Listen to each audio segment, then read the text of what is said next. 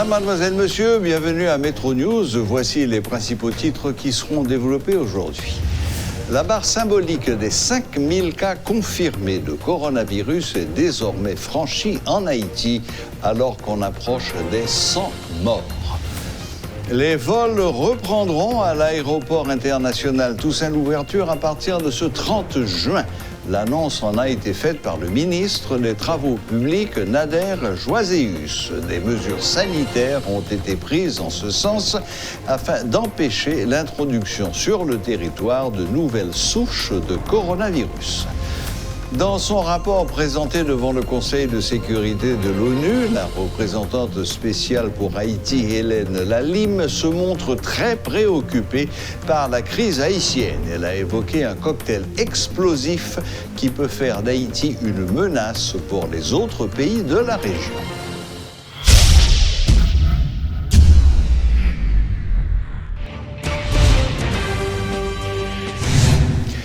L'État haïtien veut reprendre le contrôle de l'importation des produits pétroliers en adoptant un indice prix unique. Il s'agit pour l'administration de Jovenel Moïse de compenser les pertes énormes enregistrées sur la vente de ces produits. Lors d'une conférence conjointe ce lundi au Palais National, le président de la République et le ministre des Finances, Patrick Boisvert, ont fait état de plus de 113 milliards de gourdes de déficit au cours de ces 10 dernières années.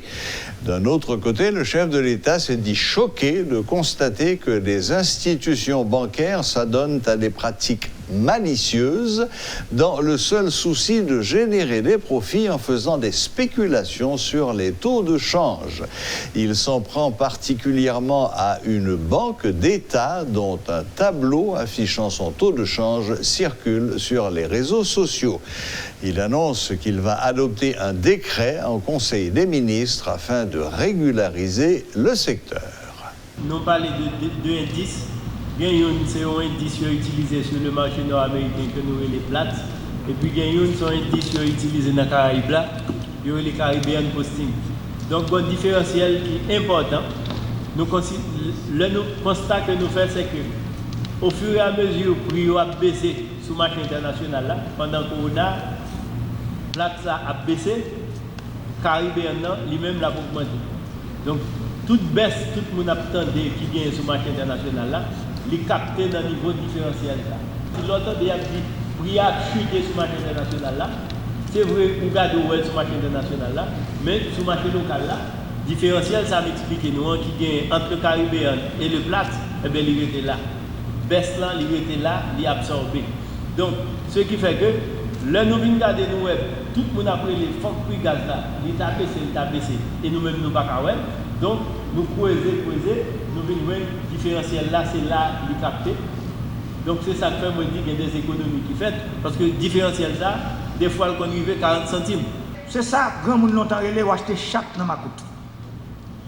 Caribbean Posting, ça veut dire, c'est un coup son bagage qui n'a pas coûté par personne qui prie que moun qui achète gaz qui vient en Haïti, personne ne va jamais qui prie acheter.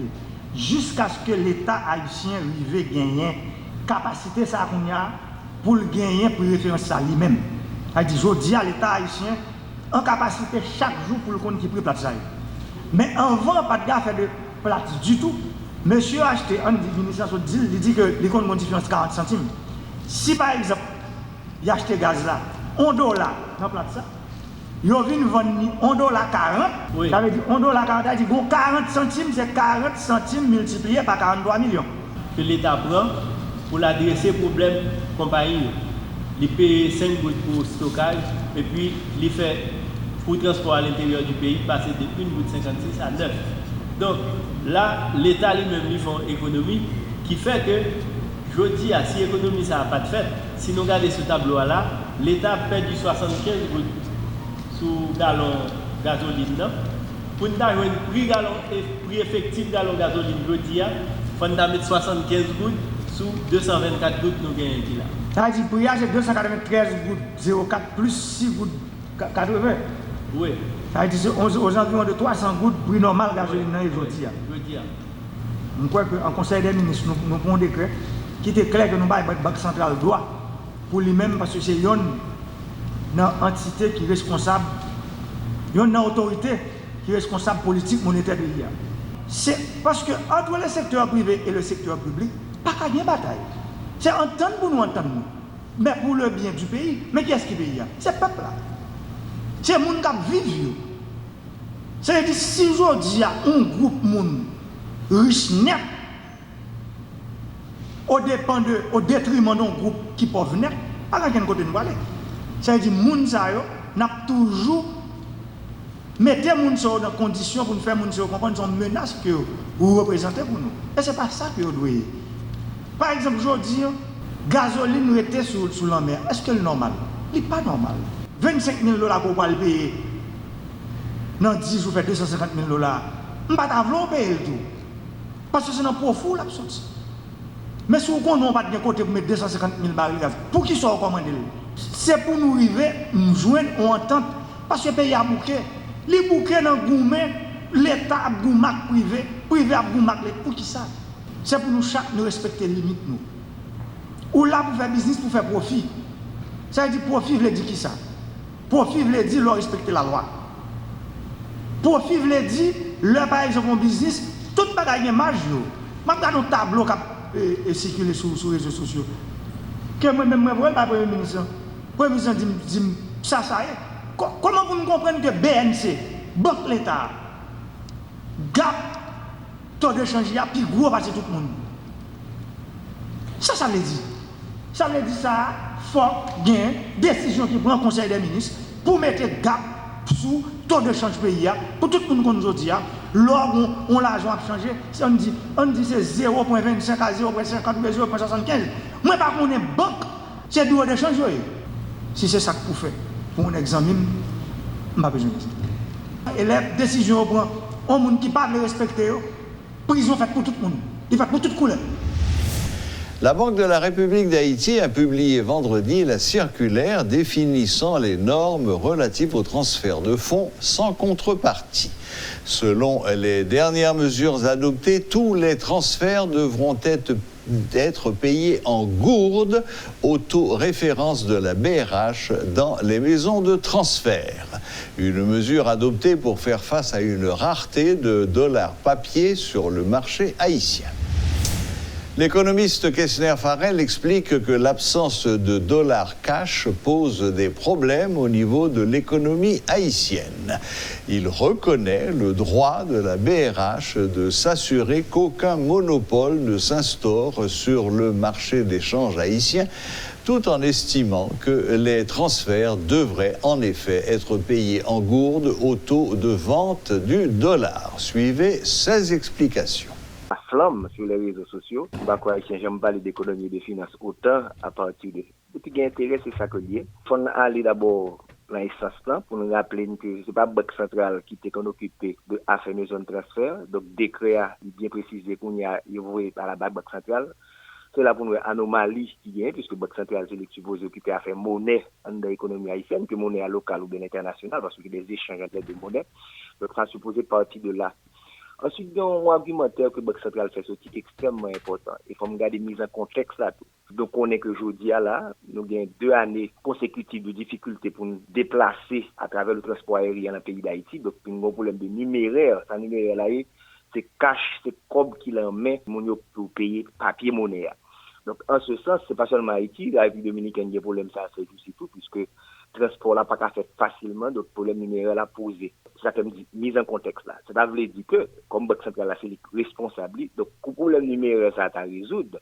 Donc, quand tu supposé, obligatoirement, c'est un good pour nous recevoir l'argent. Si il y a un dollar à dans l'économie, mais un transfert, on a obligé de bailler en dollars américains.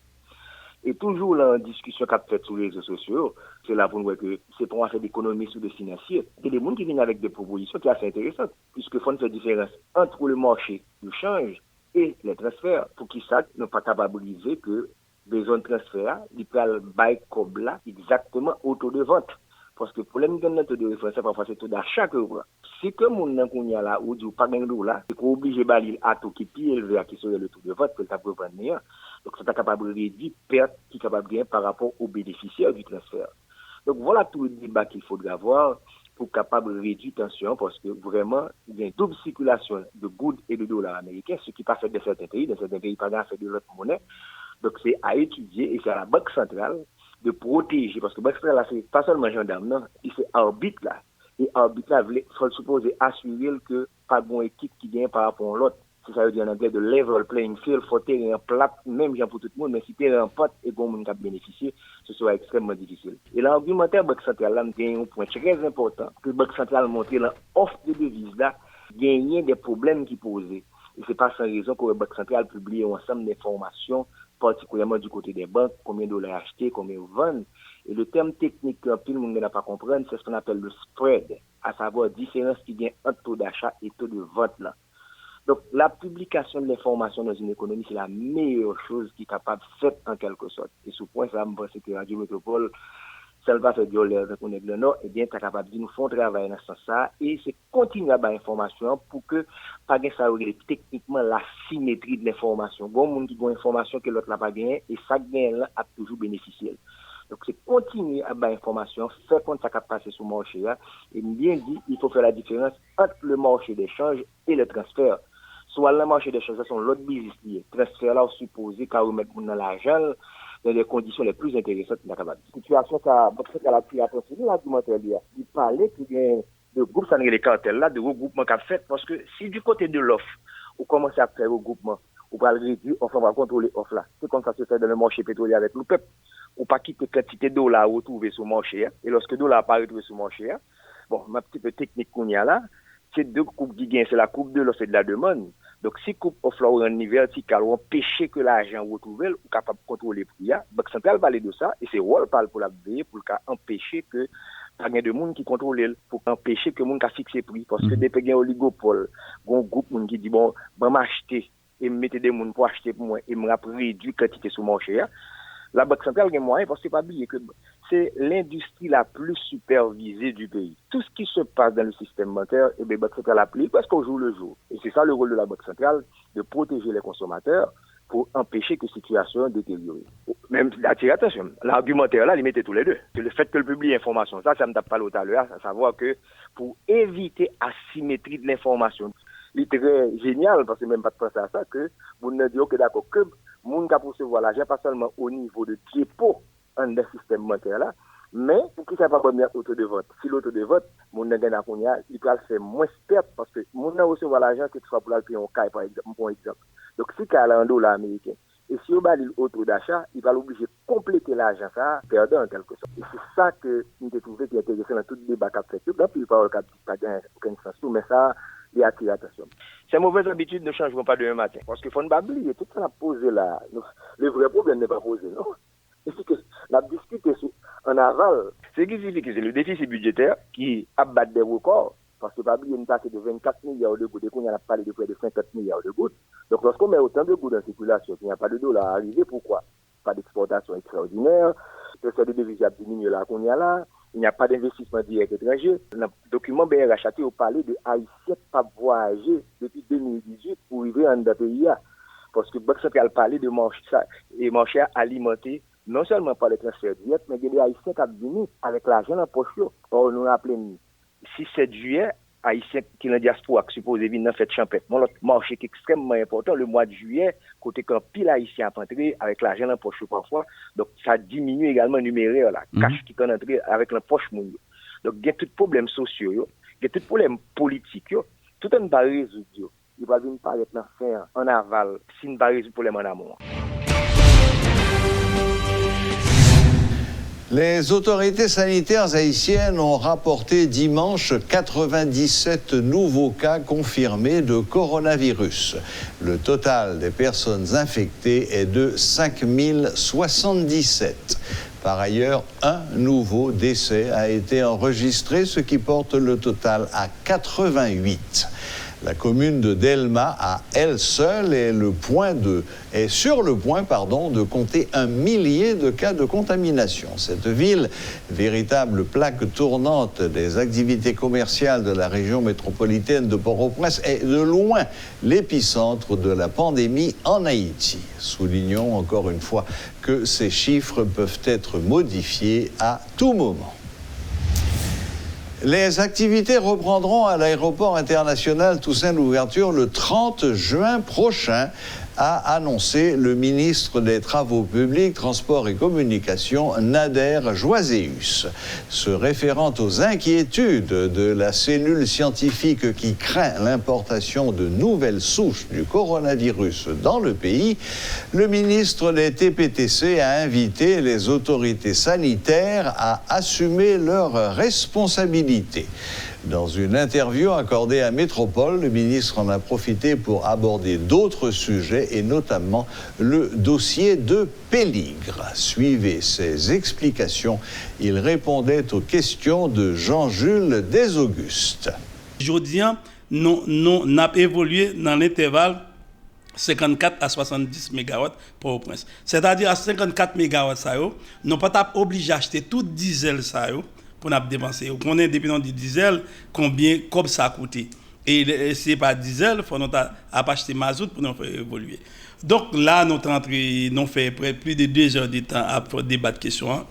Nous avons des compagnies qui baillent Général Électrique et dossier qui lui-même les Général Électrique acheté Alstom Comelex. Qu'on y a ligué pour le venir dans le pays, pour réparer 2 turbines qui ont pas pour nous, et moi demander auto réparation. Et si toutefois, et firme si là, tu ne vas pas répondre à l'appel, pas accepter honorer le contrat, qui mesure l'État ici, les mêmes capable de prendre et pour capable faire respecter le contrat.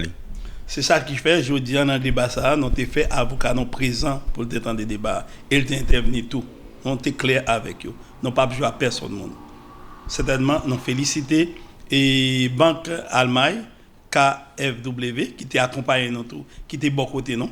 Je dis pour une fois, et Fischner était relativement neutre ou bien guidé le bon côté non. Nous félicitons quand même. Et nous demandons pour prendre responsabilité non. De responsabilité à 9 millions d'euros nous gagnons maintenant. Nous demandons film compagnie nous gagnons plus de 90 millions de dollars américains qui pour prendre responsabilité pour venir réparer et travail qu'il fait et mauvais travail qu'il banon. Certainement le BID fait une proposition de l'argent que la banon pour nous faire travaux supplémentaires. Moi je souhaite seulement. C'est pas travail nous payé 6 millions de dollars. Ça nous payé 6 millions de dollars, c'est fini. Film n'a touché 6 millions de dollars, la préparer banon. C'est gain l'autre travaux supplémentaires pour nous faire qui capoter augmenter production non. Non d'accord énormément.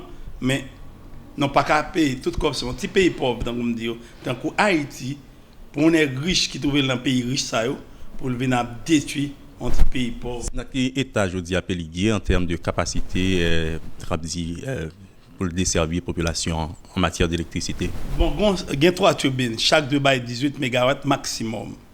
Il y a une seule turbine qui a marché, c'est ça les P2, il y a P1 et P3 qui en panne.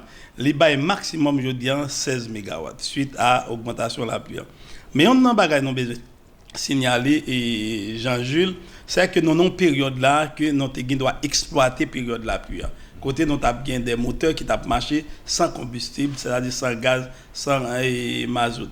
Alors, nous risquons, tant qu'on dit, perdu, rater toute période de la pluie pour noter et bagaille population pour noter bail population un service beaucoup plus meilleur pour plus ou moins être content surtout dans une période côté le fait chaud sérieusement. Est-ce que tout ça peut entrer en termes de déficit que l'État haïtien fait à cause de firme Selayo ou firme Sela qui pas respecter le contrat face à l'État haïtien? Est-ce que à partir de là nous pourrons comptabiliser ça perte ou déficit Selayo dans dommage qu'on a exigé à firme Selayo qui à la base sur les 2 faillites ça? Monsieur le ministre. Non seulement ça veut dire exact, mais même c'est un vaste complot national qu'international. Et dans la dynamique ça, c'est pour une façon pour le président de la baille courant et puis même pas qu'à aucun courant.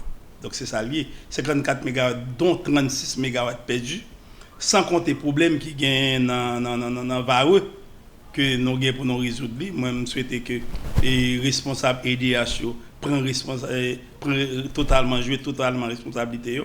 Moi souhaite au niveau des carrefours yo jouer responsabilité groupe nèg qui fait gestion et moteur carrefour leur quantité mégawatts li bail et ainsi que et Vareux nous souhaiter que si on pas prendre responsabilité et bientôt on a tranché. Donc qui est-ce qui t'ava derrière complot si là qu'on parler de l'IA et monsieur le ministre? tout le monde qui parle des peuples a eu un courant. Qu'il est international, qu'il est national. Tout. Un autre sujet dans le grand sujet, monsieur le ministre, on a mis fin à une interview, mais avant, nous avons avec vous la réouverture du pays. Aéroport international, tout c'est l'ouverture là, pour l'ouvrir. Le président dit peut-être en fin juin, notamment 30 juin, peut-être quelque peu après, ou même comme ministre qui coiffait l'aéroport international de Port-au-Prince, de Cap-Haïtien aussi, et tant d'autres aéroports. Quelle est votre position? Est-ce que vous avez une date précise aujourd'hui? L'aéroport, d'ici 30 juin, la pauvreté, sauf en cas imprévu. Parce que paramètres, pour problème COVID-19, là, tout le monde va contrôler à 100% et d'autres paramètres qui viennent sous nous. Mais d'ici aucun paramètre pas changé, 30 juin, bonnet, tout le monde a pu voyager. J'en voulais tout l'aéroport appauvri. Est-ce que les travaux sont prêts ou bien tout est fini, tout est totalement prêt pour l'accueil de nos potentiels visiteurs, notamment des Haïtiens donc, qui souhaiteraient rentrer au pays, monsieur le ministre? Bon, hier, pendant que je visité la présidente, je suis prêt presque à 85-90%. C'est-à-dire, la distanciation, ils respecté, c'est-à-dire, tout le monde, pour qu'on y a voyagé, son logique liée qu'on y a pour mon apporter masque.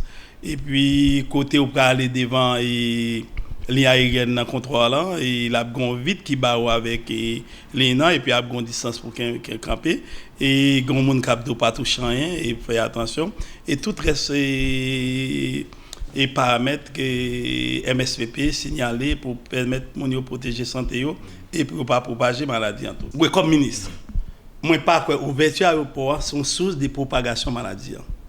Si tout ça yo dit des maladies c'est vrai. Yo dit maladie sous gain après sous vin dans le pays après 14 jours yo constate ou pas gain si me font test pour mon test préliminaire là moi elle pas gain fièvre 14 jours m'a suivre qui possibilité pour qui moun sa yo en quarantaine ou bien pendant 14 jours c'est là possibilité c'est ministère intérieur avec ministère santé qui peut jouer rôle moi pour moi c'est comme ça me comprendre papier en dans pays fait alors ça nous te dit ministre son pas qui grave en dans pays nous comprenons alors ça nous te dit il y a monde qui par exemple les monde bouge tout le monde là ouvrir aéroport yo Saint-Domingue bon don bagay ça nous te dit dans conseil des ministres l'autre jour si Saint-Domingue ouvrir aéroport là ou pas ouvrir aéroport là tout haïtien pas Saint-Domingue qui rentre en Haïti et c'est là risque maladie en vient beaucoup plus grand si vous quittez mon c'est Saint-Domingue pour passer entrer en Haïti pendant la passe en bas filio il peut attraper maladie et qu'on n'y a pas de contrôle du tout et c'est qu'on y a un risque grand donc faut ne pas jouer avec et ouais l'on a dirigé faut faire beaucoup d'attention faut très prévoir faut anticiper faut qu'on ait un problème certainement notre maladie existe certainement nous essayer de comprendre et secteur santé mais en tout faut le comprendre secteur pays en tout un paquet de travail qui doit recommencer pour créer emploi. Tout le monde soit à l'extérieur. Et gagner importe là qui pour mon entrée sortie. Tout le monde soit pas qu'à entrer. Faut nous trancher. Et finalement concernant le monde qui est à l'étranger, on a parlé d'Haïtiens et l'information fait quoi que vous êtes capable de rentrer dans le pays maintenant sans autorisation dès que vous contactez en lien aérien. Nous avons confirmé ça pour nous, monsieur le ministre. Nous confirmé, hier le président a dit, le premier ministre a dit, mon depuis le gain réservation, il gain ticket libre pour entrer dans le pays et puis reste modalité il a suivi. Donc les lignes aériennes sont désormais opérationnelles. Opérationnelles et 30 si pas aucune contrariété, si pas gain des cas imprévus. C'est sûr, tout le monde qui peut voyager normalement commencer à reprendre l'activité, système aéronautique là, pour reprendre place et puis pour payer en revivable. Qu'en est-il de l'état d'urgence du couvre-feu?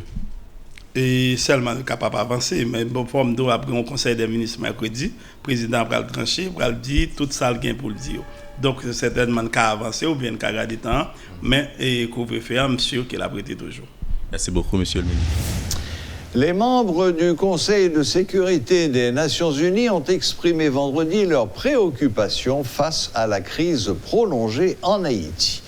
Ils ont demandé aux parties prenantes de travailler ensemble pour lutter contre les moteurs sous-jacents de l'instabilité.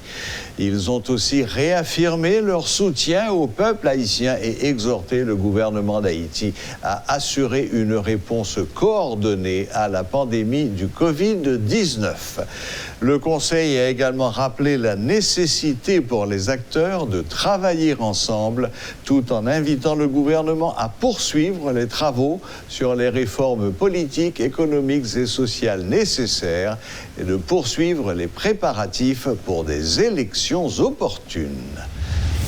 Paralyser les activités au tribunal de première instance de Port-au-Prince ce lundi. Le mot d'ordre de grève lancé par les magistrats depuis environ 2 semaines et la mort du substitut du commissaire du gouvernement enregistré lors du week-end écoulé sont à l'origine de cette situation, selon les avocats rencontrés sur la cour de l'institution et qui déplorent cet état de fait. La montée de l'insécurité, un phénomène qui affecte le fonctionnement du tribunal. Suivez ce reportage de Rodolphe Pierre-Louis. Le bicentenaire n'est plus ce qu'il était. Cette zone jadis fraîche et calme s'est transformée au fil des années. Désormais, on l'appelle couramment VAR en raison des actes de banditisme qui l'ensanglantent chaque jour. Pour en reprendre le contrôle, les autorités policières établissent un périmètre de sécurité, ce qui n'est pas sans conséquence sur le fonctionnement au quotidien des nombreuses institutions étatiques qui y sont implantées. La zone paraît déserte, les véhicules ne s'attardent pas, il n'y a plus d'activité commerciale et même les chiens ont semble-t-il pris conscience du risque qu'ils courent, car depuis le début des affrontements, ils se font rares.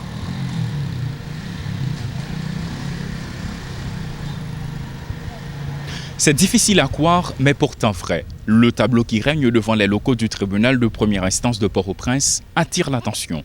Les petits commerçants, les motocyclistes qui habituellement sont présents, où sont-ils passés? C'est dans ce climat imprévisible et frustrant que le tribunal de première instance de Port-au-Prince fonctionne quotidiennement. Pas plus tard que la semaine écoulée, un substitut du commissaire du gouvernement a été la cible d'individus armés. Ce lundi, c'est tout le système judiciaire haïtien qui est en deuil, affirment les avocats rencontrés au TPI.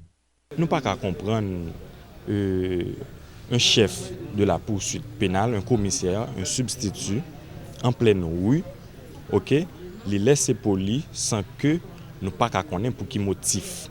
En fait, nous pas qu'à détailler vraiment parce que même famille pas qu'à connaître dans qui occasion qui ça qui cause la mort. Donc nous même nous déplorer ça dans plus haut niveau hein. Problème insécurité très boy pas boy partout à l'intérieur pays faut que les prendre de la main.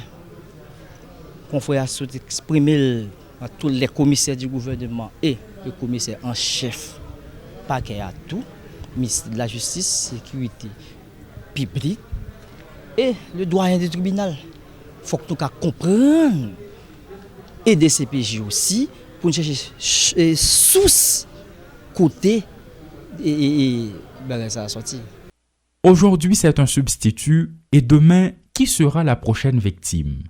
C'est l'état d'esprit dans lequel se trouvent les hommes de loi interrogés. Si ce meurtre a eu lieu en pleine rue, qu'est-ce qui empêche les individus armés de venir perpétrer leur prochain forfait dans l'enceinte même du tribunal? Ces jeunes avocats se montrent inquiets.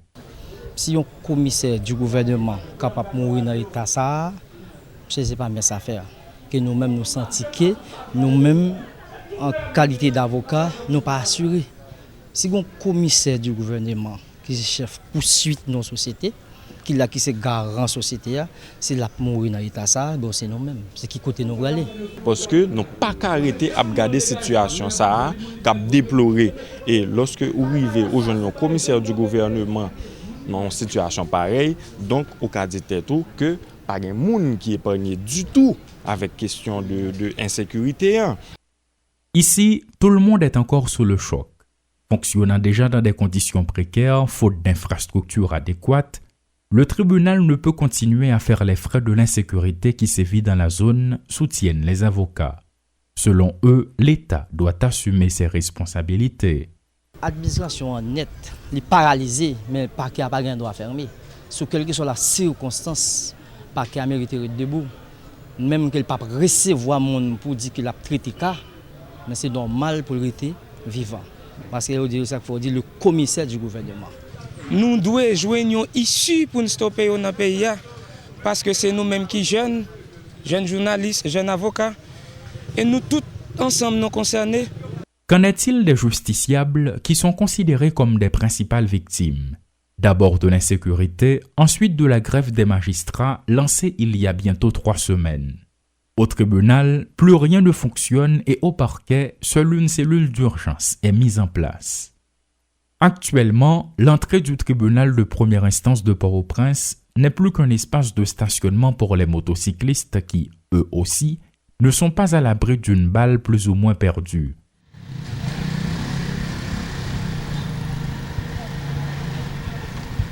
Le tribunal de première instance de Port-au-Prince était déjà en grève et la mort du substitut du commissaire du gouvernement, c'est de l'huile qui vient s'ajouter sur le feu d'après de nombreux interrogés. Un calvaire pour les justiciables, un manque à gagner pour les motocyclistes et les petits commerçants, entre autres, selon les constats. Paul Léel et Rodolphe Pierre-Louis pour Télémétropole. Voilà, la boucle est bouclée. Merci de nous rester fidèles. Excellente semaine à toutes et à tous et à la prochaine, même heure, même chaîne.